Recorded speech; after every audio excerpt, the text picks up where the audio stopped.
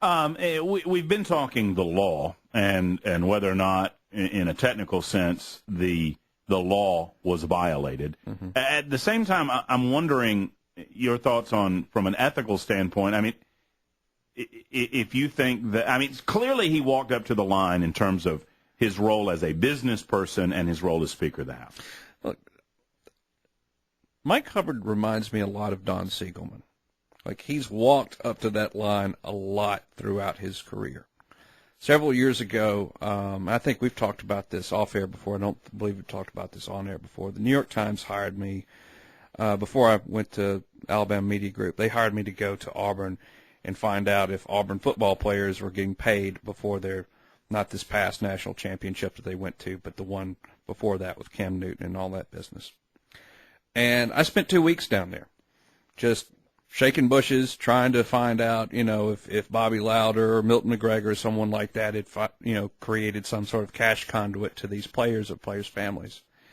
Whole time I was there, Auburn football fans out there, you can sleep easy. Never found anything to substantiate the I was going to tell you better pay that off because that's all they'd want to know. They don't give all right, go ahead. But the whole time I was there, I was stepping over stuff about Mike Hubbard and people saying you need to look into this. Things like, how the Auburn Network had gotten business from Auburn University, how the state bid law kind of got changed so that Auburn athletics didn't have to abide by the bid law anymore, and at the same time that the new speaker had was getting all this business from Auburn athletics. It was all just icky, and it just was in those gray areas. And what these new ethics laws did is said we're not going to have gray areas anymore.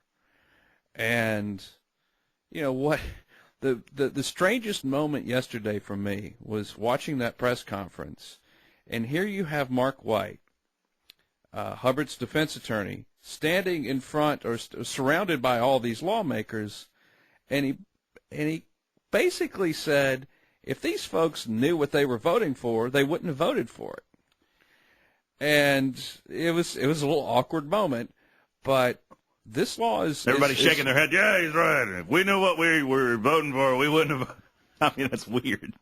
Yeah, I mean, it was... I mean, but... And what you could do under other circumstances is argue, if it goes to a jury, argue for what's called jury nullification, which is, okay, yeah, the prosecution has proven everything they have proven, but the law sucks and you should just ignore it. It's hard to make that law. I mean, it's hard to make that argument when you have a lawmaker, like the lawmaker, the main guy, sitting behind the defense table. And because I could say, if the law sucked so bad, why didn't he? Why did he vote for it? Why did he vote for it, or why didn't he change it? Right.